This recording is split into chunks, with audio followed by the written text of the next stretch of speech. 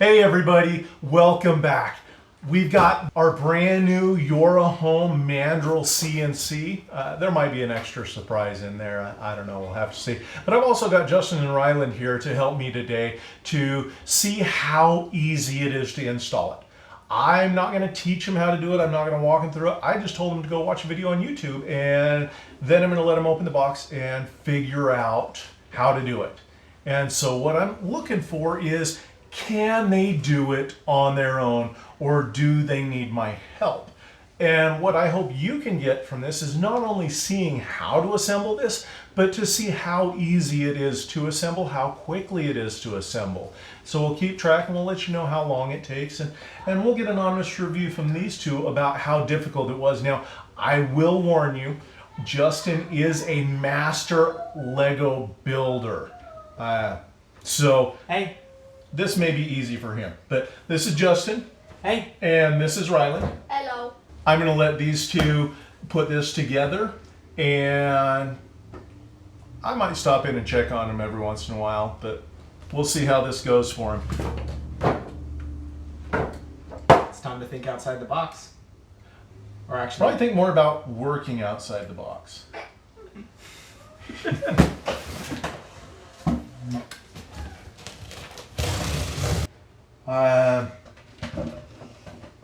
Took about an hour. Anything you could have done to speed that up a little bit? Not put this on backwards. Not put the gantry on backwards. So you did install a gantry twice. And realistically, if I didn't point that out, you wouldn't have noticed that being a problem until you started carving. Because all that would change is how much workspace you've got. So when you're doing this, the gantry motor and the y-axis motor are on opposite sides of the machine. This is the front of the machine, and this is the back of the machine. So just as you're putting yours together, don't make that same mistake, but it's not end of the world. The machine will still run. I'm pretty sure the machine will still run backwards. You'll just lose some of your gantry space, because that Y will only go so far against the X. But other than that, what did you guys learn while you were doing this?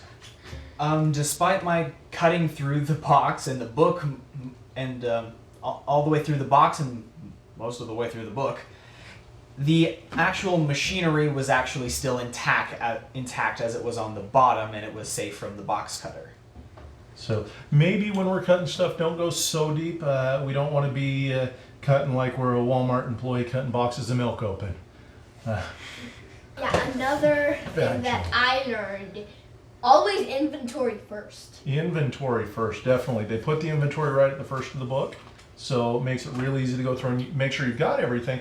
So later, when you do lose something, you know you already had it. Yeah. That's great advice, and we're gonna go through. I think I'll sit down with Ryland. He's already started the process. I think he's got his easel account logged in, and so we're going to work on that, and we'll do a video for his first carve. This is going to be a machine for Ryland to run. He is. Are you excited to play with the laser? Yes. Be careful, he might want to stick that on top of a shark. Then he'll have his own little evil laser shark. Who attaches lasers to sharks' foreheads? Him. Sorry, the people for the ethical treatment of animals is not going to like that. The most likely the best you're gonna get are some ill-tempered sea bass. If that doesn't work, we have Lego sharks in our room. All right.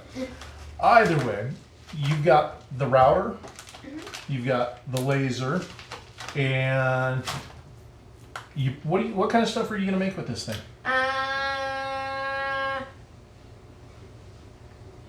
I'll let you think about that for a minute. I would like to, while he's thinking about that, take a minute and thank YoraHome for sending this to us to assemble and to use. So I've got a couple of CNCs out there, and I've got my thing. Jess has her silverback, I just, that YoraHome sent, and we're working with that. She's learning that.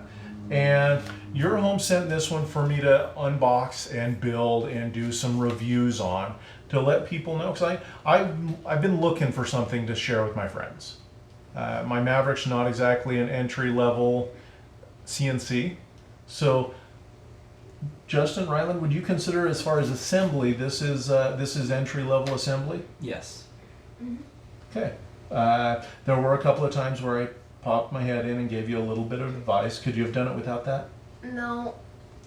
We could have. Just taken a little bit longer to go back and realize that you didn't have the thing put together right, or Yep.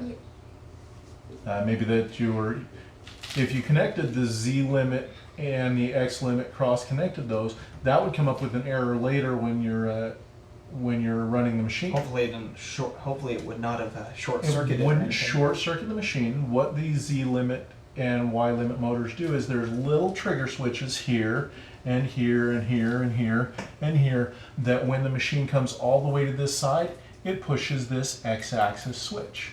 When it comes all the way to this side, it pushes this axis switch. When it hits here and here, those are the Y. And when it hits here, it's telling the machine that, hey, you've come to the end of your travel area. And so if you hook those up wrong, it may think, oh, I've got an axis switch on that side, so it's looking for it, but it doesn't find it because it actuates the Z, and so it crashes into the side. So that could cause a crash. If you miswire these two, it'll spin counterclockwise instead of clockwise. If you miswire the X and Z motor, you try and move it to the side and it just turns your spindle, or if you switch these two, it tries to move this way and it moves that way. So it's really forgiving as you're going. Was it pretty easy to figure out what goes where here? Yes. All right. Was there anything else that we learned about this as we're working? Not only be careful with how deep you're putting the box cutter in, but also watch out for the aluminum. Is it aluminum? This is extruded aluminum, Yeah. and when they cut that does leave a sharp edge.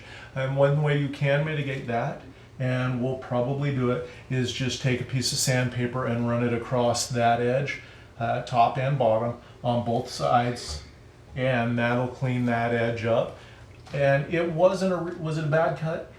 No. Just a little nick, caught you off guard. Yeah, it was like a paper cut. Okay. Like a paper cut. So it's one way we can mitigate a paper cut, but it's good to know. What else we got? Did we learn anything else as we were building this? Be careful with the machinery. We didn't actually abuse the machine, but in the book it does say be careful with the little spindle motor here. Don't drop it, because it will fit, but it will also break. All right, so follow the instructions. Mm-hmm. That's a good one. Again, thanks YoraHome, and thank you for watching. Thanks for hanging out with us. Thank you, Ryland and Justin, for helping out with this. I do think we can declare this one a entry-level machine, and I think it's going to be a lot of fun. Like, subscribe, ring that bell, or hit that bell notification so you get notified whenever we post new videos. Ryland, have you figured out what you're making with this yet? Yeah, a lot of things. A lot of things. All right, we can do some videos of you making a lot of things. Yes. So enthusiastic. I think his first video should be called hashtag a lot of things. All right, well, maybe we'll make a long compilation after that. Thanks everybody for watching. We'll see you in the next video when we're probably going to be cutting something with either the laser or the CNC on this, and making some dust. We are gonna hook up the easel and get this running before too long. So we might even do a video about what it takes to get to the first carve.